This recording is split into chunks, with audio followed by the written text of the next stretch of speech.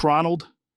Lady Alara raises her hand, and the air around you warps, bending inward as if space itself is gasping in horror. Then, it happens. A pulse of necrotic energy erupts from her fingertips, expanding outward in a colossal 60-foot radius, devouring the cavern in darkness. The stone and ice beneath your feet cracks, the life-sapping force rippling through the air like a death knell. Shadowy tendrils lash outward, curling around your limbs. Your skin burns, not with heat, but with absence. Make a Constitution save for me, Tronald. That's a 21. Nice. So you managed to brace against the worst of it. That's only 27 damage, reduced to 13. But remember, you'll keep taking damage for every turn you stay in the circle. I know how it fucking works, Joe. Also, give me a concentration check for Raarh's haste. Oh, come on. That's 2 7s. Ugh. I'd use the mind sharpener Saxy gifted me, but I really don't want to waste any reactions right now. Everything I do here could be the difference between living or dying, but I also can't afford for Raarh to lose that haste in the middle of combat either. So I'm going to use a lucky. Phew, much better. I rolled a 19, Joe. Nice. So you barely cling on to your concentration. Raarh, for a split second you feel something, like a sluggish weight creeping over your limbs, your heart faltering in your chest. The raw energy of haste flickers, weakening. It's as if fate itself is about to snap it away, but then something shifts. A thread of destiny rewoven in an instant. A force unseen wrenches your momentum back into place. Your strength returns, your blood surges. The haze clears before it fully settles. Whatever happened, you might not know, but you feel it. Tronald's in trouble. I can feel it. My man-bear elk senses are tingling. Guys, I don't want to be meta here, but I'm in serious trouble. She knows I can't just walk out of this zone, and if I burn my action or bonus action to assist, I'm just letting her get another free turn to do whatever the hell she wants. Fuck, man, fuck. Yeah, this is a rough spot. She's playing the long game, and she's already got you locked down. All right, Alden, you're up. Haste runs out next turn, so I'm going to make the most of it. 2 attacks, 2 booming blades on the bastard. First attack, 26 to hit. That definitely hits. Nice. So that's 16 damage, plus 12 more if he moves. Second hit, 14. Damn, that misses. Yeah, he shifts just in time. Your blade scraping against his armor, but it doesn't land clean. All right, no time to waste. Using my hasted action, I polymorph into a giant ape. All right, your form shifts in an instant. Your body explodes in size, fur rippling outward as your limbs expand, fingers curling into massive fists. The cavern shakes slightly under your new weight, but as soon as the transformation completes, lethargy kicks in. That haste crash slams into your system like a brick wall. Next turn, you get nothing. Smart, using the polymorph as a buffer for when you're unable to retaliate. I try my best. All right, guards 32, 33, 34, 35, 36, and 37. All of them are leveling their crossbows at you, Tronald. No hesitation. Bolts loose in perfect unison. 24, 16, 19, 20, 17, and another 20 to hit. So yeah, all of them are landing. Shield. All right, you throw up your shield, magic flaring as a translucent barrier snaps into place. That raises your AC to 21, but the 24 still gets through. That's 11 damage. That's exactly why I didn't waste my damn reaction. My God, I'd ask if you're actually trying to kill me here, Joe, but I already know the response. Oh yeah, I'm trying to kill you, buddy. All right, Tronald, your turn. Tronald, I'm speaking to him through the heart, Joe. That's not how magic works, Raarh, but you've been doing it all session, so please continue. Well, Harry Potter would disagree with you. Apparently the real magic is love, and all that sentimental shite. Well, that's bollocks, but as I said, continue. Tronald, you're one of the smartest bastards I know, alongside Saxy, but he's a different kind of smart. Saxy shines when he has time. Time to think, time to build, time to calculate every little outcome before he makes a move.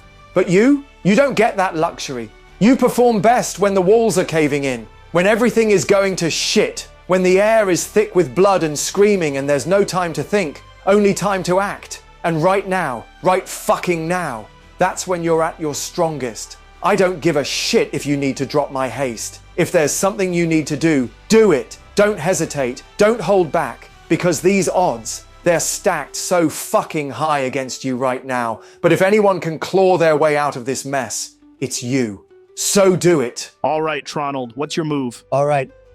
Joe, I move 10 feet back. Then I cast Vortex Warp on Alara, pulling her right where I was. Oh, you cheeky chappy. You're trying to drag her into the circle of death? Smart. But she rolls a 22 on her save. No, she didn't. She rolled a 5. Important. Oh, you fucker. The battlefield shudders. Space twists as the spell seizes Alara's form, reality itself gripping her like an invisible vice, ready to wrench her into her own necrotic storm. But then, a flicker of energy crackles at her fingertips, her eyes narrowing as she mutters a sharp incantation. She's going to counterspell. A pulse of arcane force slams into your spell, the threads of magic unraveling midair as she forcefully disrupts the teleportation. The twisting space around her collapses in on itself, reality snapping back into place. Then I counterspell right goddamn back. Oh, wow. All right. Now we've got a proper duel. The air between you splits with colliding magical force, her counterspell fracturing under yours. There's a moment where you see it. Her confidence cracks. Just for a second, Alara's spell fails. The vortex warp reignites and space tears open. She vanishes. Then, she reappears exactly where you stood, inside the circle of death. For the first time since she arrived, her composure shatters. The instant she lands, the necrotic storm slams into her, raw entropy wrapping around her like a dozen clawing hands, siphoning the strength from her very soul. Her ice-like robes fracture, a mist of violet-black energy curling up from her body as the same magic she unleashed now devours her. That's 38 points of necrotic damage. And she doesn't pass her own saving throw with a 17, so it's full damage. Alara staggers. Her breath sharpens. Make your move, bitch. You arrogant little. You think this means anything. You think that you've won. No, but I know I've turned the board. The moment the words leave your mouth, Alara exhales sharply, and just like that, the pulse of black energy collapses in on itself. She's going to choose to drop concentration on it. She's failing the save on purpose. The darkness implodes, shriveling into nothingness as the death magic dissipates, leaving only cold silence where it once reigned. You think you've outmaneuvered me. You've done nothing but delay the inevitable. You're playing at tactics, but I'm not done. But I've got to thank you, Alara, sincerely, for wasting your reaction on my little trick. She's confused. She knows you're up to something, but she doesn't know what. Joe, I reach into my robes, into a very special pocket. Then I pull out a certain card, the Ace of Tronald. Then, for my bonus action, I cast Dominate Person. Oh ho ho ho, you son of a bitch. All right, well, she gets advantage on the save, and she's got a pretty high modifier. Doesn't matter. A portent 3 is a portent 3, Joe. No advantage, no chance. Oh, you fucker. Holy shit. Tronald's out here playing 4D chess while everyone else is playing checkers. Alara locks up. Her breath catches. Her muscles stiffen. Her mind bends under the weight of the spell like an iron clasp closing around her skull. She knows. She knows she's been outplayed. You think this means anything? You impossible little... It means everything, Alara. Now, kneel. Her body betrays her. Against every fiber of her will, her knees hit the ground hard. The cavern echoes with the impact. For the first time, the guards, so perfectly trained, so unmoving, shift. A flicker of uncertainty ripples through them as they witness what they should not be seeing. The Emperor's hunter, Lady Alara of the Council, on her knees. And you, Tronald, you just stare down at her. Then I'm gonna move 20 feet back, Joe. But before I do, I look at her, locking onto her eyes, and say, checkmate. Absolute legend. You're a beast, man. I honestly don't know how you do it. That should not have gone that way, at all. Well, a good chef never shares his secrets. Shut the fuck up, Raarh. Whoa! Don't hate the player, hate the game! And that's when haste ends on Raarh. A wave of exhaustion slams into your body like a collapsed avalanche.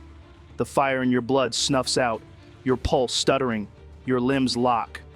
You're now suffering from lethargy for the next turn. But I don't want to have leprosy. Kill me. Now it's Reinforcement 4's turn. 1 sword, 1 dagger on Morgan. Nat 20 and a 14. For 21 total damage. All right, Mite, you're up. Hey, Joe, so I kind of messed up. What the hell have you done now? Okay, so last session I got confused and thought my symbiotic recovery scaled up to 75% of my health pool because I get that at total level 10. But, yeah, turns out I was just looking at the wrong section. So, you gotta knock 6 health off me. Damn cheater. I got confused, man. Easily done. Yeah, it's no problem, man. You haven't been hit in any major way where that would have changed things, so we'll just knock it off now, and it's all good. All right, back to business. Mite, you're up. All right, let's see if I can slow this bastard down. I'm gonna cast Hold Person on the scary dude. Yeah, nah, no chance. He shrugs it off. 22 on the save. Damn. Well, I suppose not all of us can be as glorious as Tronald. Whatever. All right, screw it. I run up the walls over here, and I take a bite out of guard 24. That's a 19 to hit for 12 damage. Mite, you lunge. Your body moving with that unnatural feral speed. Your jaw unhinges, and then you sink your teeth deep into the guard's throat. A sickening crunch follows. He barely has time to gurgle before the force of your bite rips into flesh, blood spraying across the wall.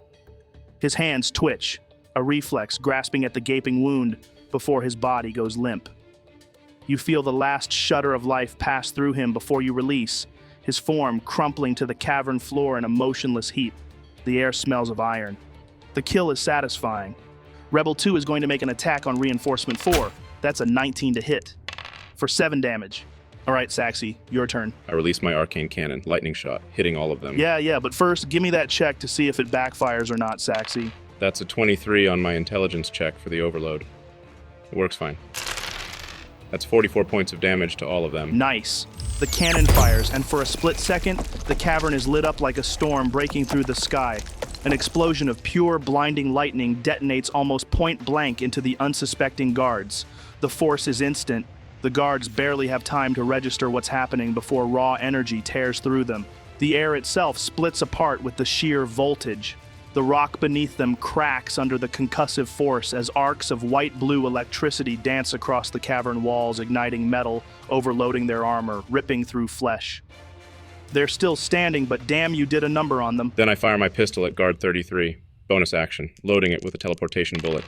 That's a 22 to hit for 6 damage. That's enough. The bullet punches straight into guard 33's chest, not just piercing, but imploding, the sheer force sending him staggering backward. Then he stops. Dead. But you, Saxy, you're already gone. A flash of blue light, then you're right there in their faces. The remaining guards jerk back in shock. They barely have time to register your sudden arrival before you're standing dead center, right in front of them, cutting off their route to Tronald. All right, here we go then. I get right in their faces, make it hard as hell for them to get past me. Then, for a free action, I deactivate my armor. Wait, what? Tronald, this slim chance we've got, the only chance, it vanishes if you lose concentration on that spell, or if you die. So, take the only thing I can offer you. My armor. Joe, I command my armor to fully abandon me and latch itself onto Tronald. The arcane plating across Saxy's body unlocks, the seams along his chest hissing apart as plating retracts, disassembling piece by piece. The runic core hums, energy flickering wildly as it disconnects from his body. And then, it moves. Tronald. Before you can react, the armor shifts. A command, not spoken, not external, but willed. The detached plates fly toward you, rearranging in midair, locking into place as they seal around your body. The energy core reconnects, runes realigning perfectly against your chest. And suddenly, it's yours. The moment the plating seals, a surge of arcane power floods through you. Weightless but invincible. Your body feels stronger, faster, every motion sharper. Saxy stands bare-chested, exposed, unarmored, and smiling. You've got this, buddy. Your AC drops to 16, Saxy. Tronald, yours is now 21. Saxy, you insane son of a bitch. Let's make this count. Okay. So, it would be Raarh's turn. But you're still suffering from haste withdrawals. So, you're out this round, buddy. Rebel 3 attacks Reinforcement 7. 25 to hit. That connects for 8 damage. Celestia, you're up. What's Drogar doing right now? He seems completely out of it. Like he's not even there. Eyes dull, unfocused. But you notice something. Around his wrists, manacles, but not connected by chains. Instead, they're 2 separate bracelets made of deep green metal. Something arcane. Okay, I cast Dispel Magic on the manacles. Celestia, the moment you do, something changes. Drogar's head snaps up. His eyes widen, not in confusion, not in hesitation, but in clarity. And then he roars, not a cry of pain, not a scream of surprise, but a war cry. His body bulges with sudden strength, his chest heaving as his muscles tense and expand. His breath frosts in the air, hot against the cavern's chill. His hands tear forward, metal snapping apart like brittle ice, shards of the broken spell crumbling to dust at his feet. And then his rage takes him. He lunges, grabbing the blade from the corpse of Guard 24, and he's not hesitating. 3 reckless attacks against Guard 25.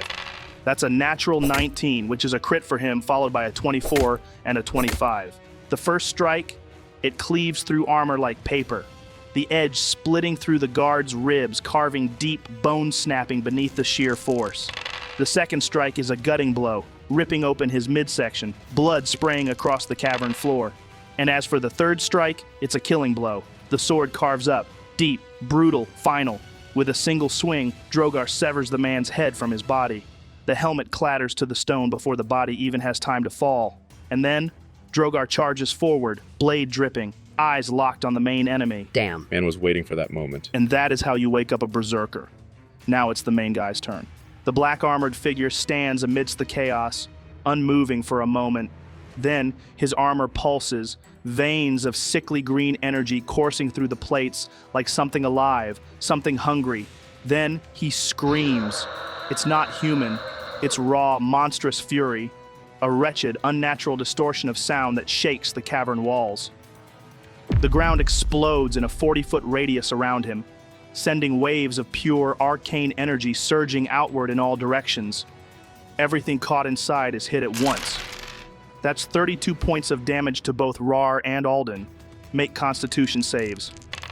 That's a 21 for me. 22. You both pass, so that's 16 damage each. I'm down for a split second before I rise back up, once again beating Jesus' respawn timer because of my orcish endurance. So, an interesting thing, the magical field that his armor emitted, yep, it's still there.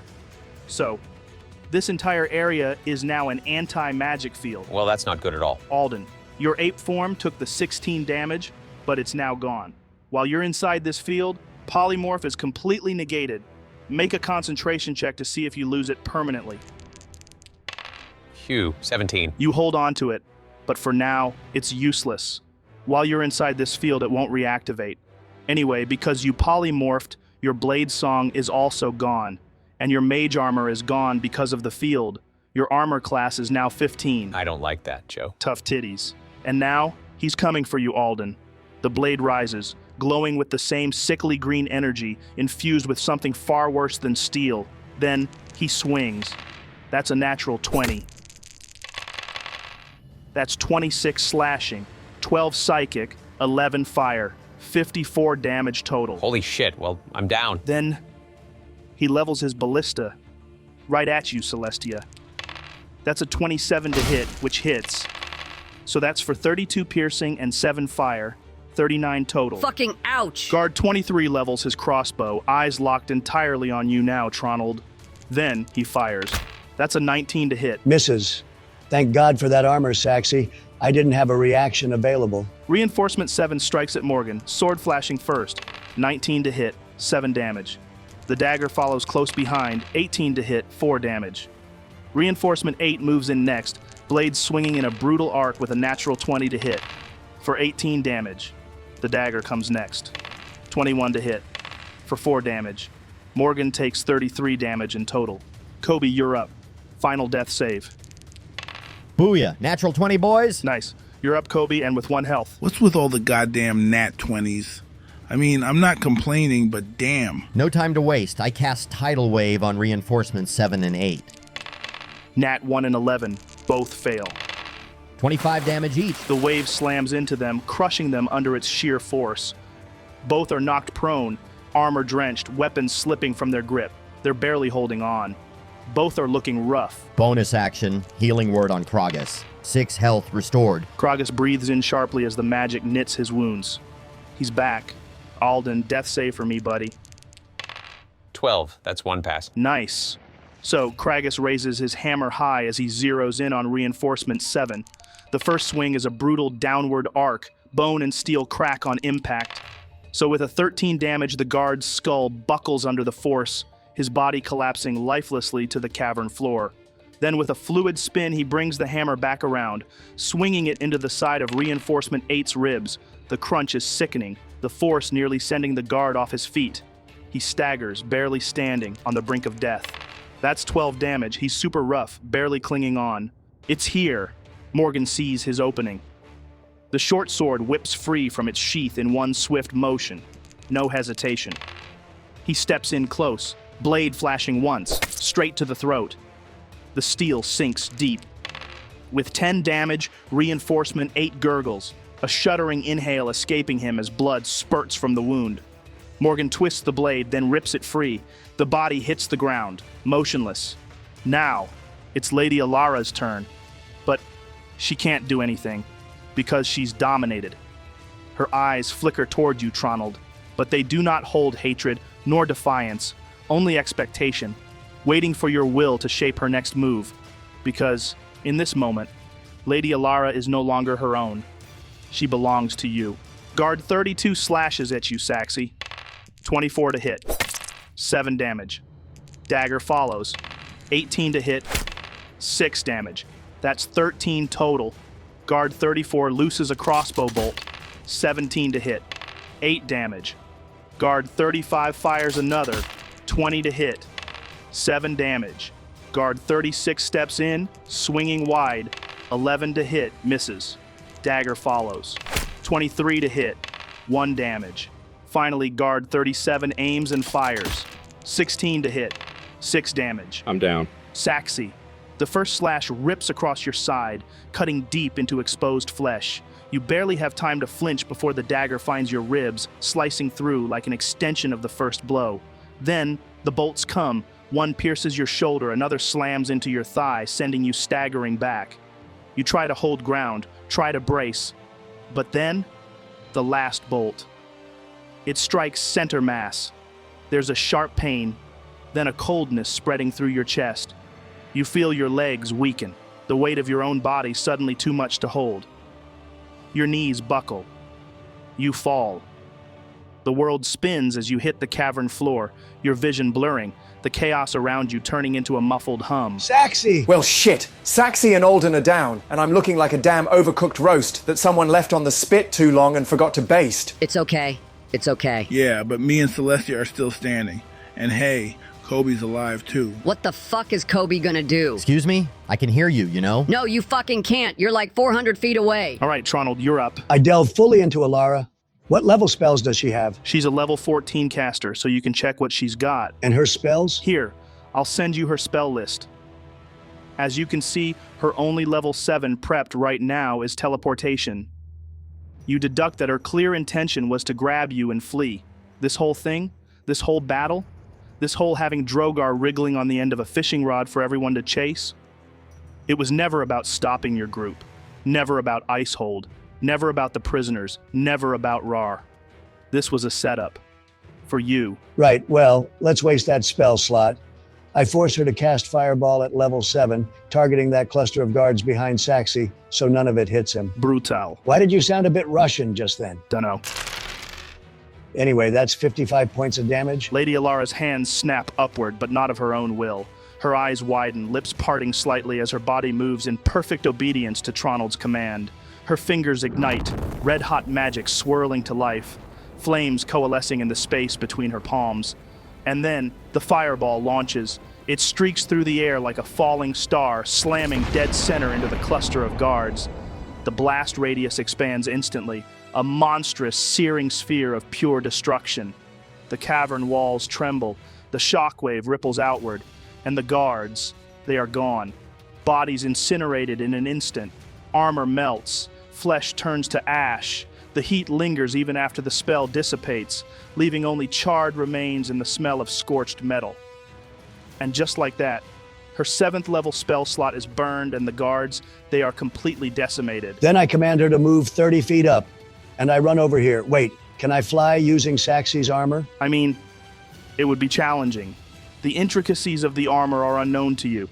The protection is there, but the control, That's another story. So no hand blaster? I mean, like I said, you could try, but it's gonna be an intelligence check. All right, I'm giving it a go. Bonus action. Oh my God, that's funny. Natural 20. This is ridiculous. Well, you manage completely. Roll the attack.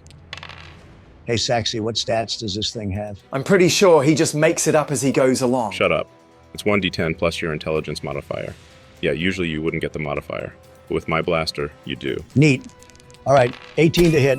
That's 8 damage to guard 23. The gauntlet whirs. Sparks of unstable arcane energy crackling as Tronald instinctively twists his wrist. Then, the blast erupts. A searing streak of raw energy slams into guard 23's chest, the force lifting him off his feet before slamming him back down. Cool. I can see why you like this thing, man. Yeah, well, I wouldn't have it if it wasn't for Mite. Speaking of Mite, you're up, dude. Yeah, nothing I can really do here with that anti-magic field. So I run 30 feet toward Drogar, action dash, and shove him 10 feet closer to the main guy, because I want him to reach that mofo next turn. Get over there, you big meaty daddy. Thank you, Black Tar Man. So that's 50 feet used. Then I run my remaining 30 feet over here. Rebel 2, now that the fight on his end is done, just collapses onto the ground. Deep, heavy, panting. He falls into a sitting position, exhausted, drained. Saxy, death save. 9, that's 1 fail. Raarh, you're up. I make 2 attacks on him. Reckless. Not great weapon master. My holy weapon is gone because of this sus field. First attack, 23 to hit. 20 damage. Second attack, ooh, nat 20. I'm in the nat 20 club. Oh, come on. I rolled a 4, so that's 8 damage from the dice. I was going to use this to heal myself, but fuck it.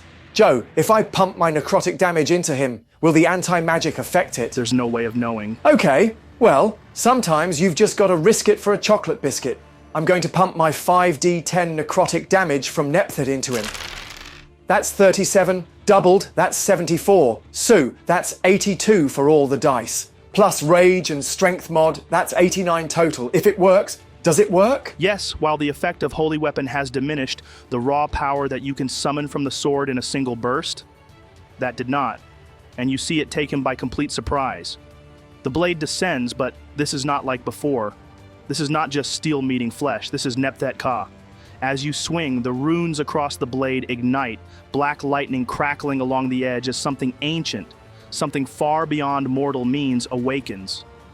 The moment the blade connects, the cavern itself darkens as the force behind the strike ignores all traditional laws of magic. The man stumbles. His body locks up as the necrotic energy pours into him, burning through his veins like a parasite of pure void. His eyes widen. He tries to fight it, to resist, but there is no resisting this. The energy erupts outward, his armor splitting apart, cracks spreading through the metal like shattered glass. His body quivers, muscles locking, his own life force being ripped from him in an instant. He stands there, panting heavily as the residual energy in the sword hums. Not with magic, not with spellcraft, but with something older.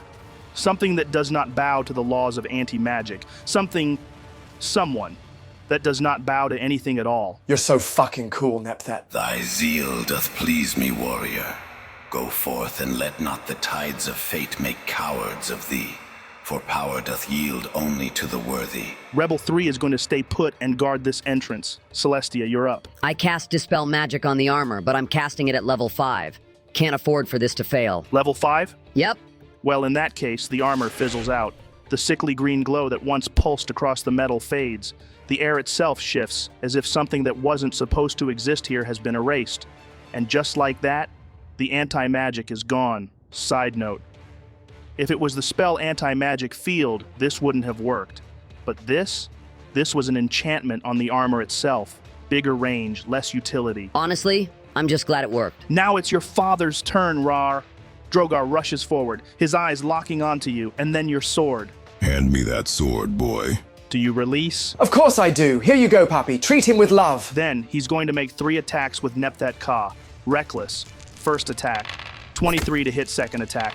25 to hit third attack. 17 misses. So that's 29 total damage, but he's not done. Action surge. Fourth attack. 26 to hit. 12 damage. Fifth attack. Nat 19, that's a crit for 29 to hit. 27 damage. Sixth attack. 27 to hit. 15 damage. That's 54 additional. 83 total. Droger just wrecked his shit. Damn, you're impressive for an old geezer. Thought maybe you'd gone soft after all that time locked up, but no, still got it. Strength does not fade with age, boy. Only those who allow it to. I am not one of them. Yeah, real inspiring. But let's be honest, I carried you a little just now. You handed me your weapon. Exactly. Jeez. So this is why Mum always said you were a pain in the ass. Gods, you're about as warm as a frozen steak. A warrior's warmth is found in battle. The rest is wasted breath. All right, the main guy's turn. The black armored figure barely reacts to the devastation Drogar just unleashed. His stance remains unshaken, his presence unwavering. But there's something different now. He is done playing. His blade flicks up, fast, brutal, a single effortless motion, aimed straight for you, Raarh. That's a 25 to hit. For 15 damage. I'm down. Raarh, you barely have a moment to react before the blade finds you. There's no wasted motion. The edge bites deep, not wild, not reckless, but with perfect execution. The force of it punches through your side, cleaving through muscle and sinew, carving straight to the bone. For the first time since this fight began, you are no longer in it. Rip! Now he's going to make his first actual attack towards Drogar. Lol, natural 20. Like, seriously, how many natural 20s? Y'all need to put your dice in for a fairness check. So, all dice doubled. That's 54 damage. Take 11 off because of his rage, so that's 43. Plus 5 for the modifier. That's 48 total. The blade arcs upward, cutting through the air. Drogar, already fatigued from slavery, bleeding and worn, takes the full brunt of the impact. It tears into his chest, splitting deep, the force of the blow lifting him off his feet before slamming him back into the cavern floor. His breath leaves him in a heavy, guttural exhale. For a moment, it almost seems like he'll rise again. But then, his body stills. The sword slips from his grip. The fire in his eyes flickers out. Drogar is down.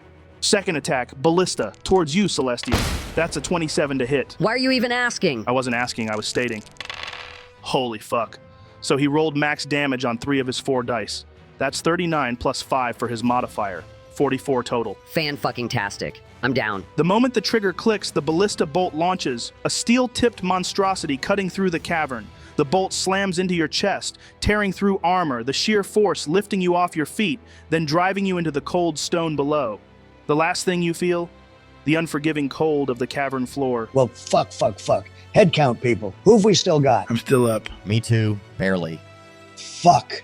Well, guard 23 makes a shot towards you, Tronald. 25 to hit. Can you stop rolling so high? No. I used my last lucky. 23 to hit, still hits. That's 13 damage. Concentration check for me, Tronald. Oh, gods, please don't do me like this. Yes, 15, that's a pass. Lucky. Huh? You're telling me this guard has lucky? No, I'm saying you're lucky. Oh, I know. Kobe, you're up. I'm going to dash 60 feet up. Then I cast Healing Word on myself. That's 8 points healed. Nice. Alden, give me a death save. Damn, a 7. That's a fail. Oofed. Unlucky. Both Kragas and Morgan are going to move up here. Now it's Lady Alara's turn. She can't do anything. And because there's no direct threat to her, she's just going to stand there, enjoying the climate. Tronald, your turn. Does she have haste? She does have haste, yes. Perfect. I command Alara to cast haste on me at level 5. I know it won't do anything extra, but that's not the point. I'm wasting her spell slots. Wow, ruthless, but smart. You feel it immediately. Your body lightens, your reflexes snap into overdrive. I use my movement to run 60 feet up. Then I use my hasted action to run another 60 feet. And before I forget, I mentally command Alara, kill that guard next turn. That's your order, but don't hurt anyone else. Just in case you were getting any bright ideas about dropping an area of effect spell on top of Saxy, Joe, I know what you're like. Wow, that's so true. I absolutely would have done that. But I'm proud of you for specifying. I knew it. You tear across the cavern floor, your footsteps echoing in the icy tunnels. The air grows thicker, colder, the battlefield fading behind you as you push forward. You streak past an open area, the cavern walls closing in tighter as you charge into another passageway.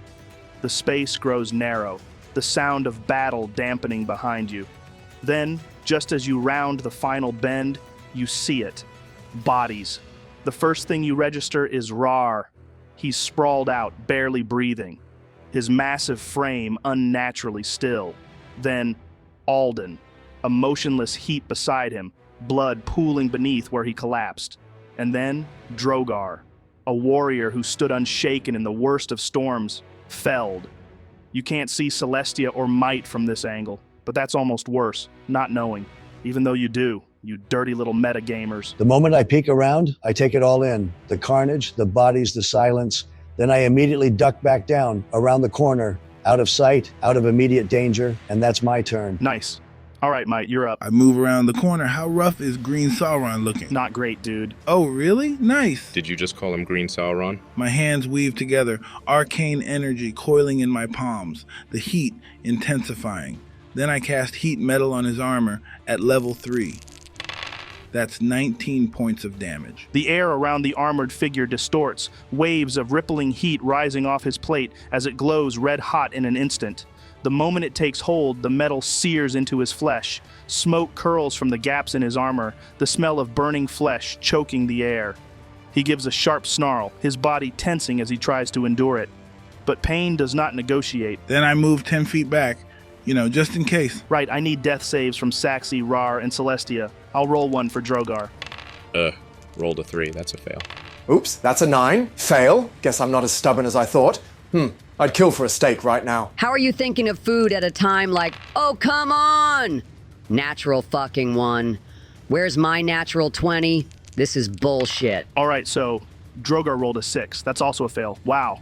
4 fails. That's crazy. I'm actually a little nervous here, guys. No, you don't get to do that. You don't get to try and kill us and then feel bad when we're dying. I never said I felt bad. I said I felt nervous. Oh, well, that's okay then. All right, his turn. The black armored figure moves forward 30 feet.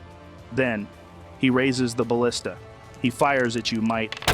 That's 26 to hit. Silvery barbs! Neat. Ah, unlucky. His new roll was a 24 to hit. Lucky. Ha. He rolled another 24.